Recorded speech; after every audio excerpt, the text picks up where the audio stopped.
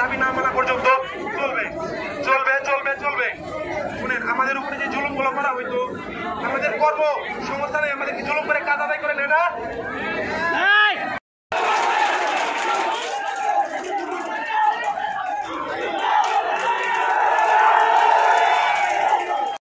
চার বছর 5 বছর যাবত কেউ জব করতেছে, 11 বছর যাবত আছে, তাদের কাউকে পার্মানেন্ট ক্যাজুয়াল করা হয় নাই।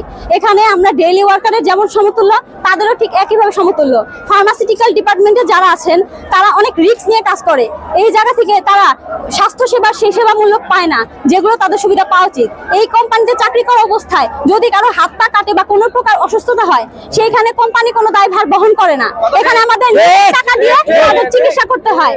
তারপর খাওয়া দাওয়া থেকে শুরু করে সবকিছুতে গার্মেন্টস কর্মীর সাথে আমাদের তুলনা দিয়ে বৈষম্য করা হয়। স্যাররা খায় একরকম, আমরা আরেক রকম।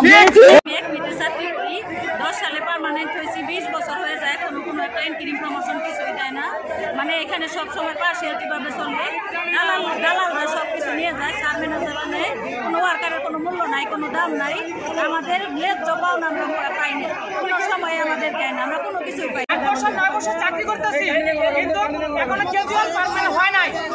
যে বলতেছে অথচ আমি নিজে 6 বছর চাকরি করতেছি, আমি অথচ ক্যাজুয়ালের পরীক্ষা দিছি, আমার পরীক্ষাও সবকিছু ঠিক আছে, অথচ আমার ক্যাজুয়াল হয় নাই। যার লোক আছে তার ক্যাজুয়াল হয়ে গেছে। আমরা তো মূর্খ, আমরা লেখাপড়া জানি নাই।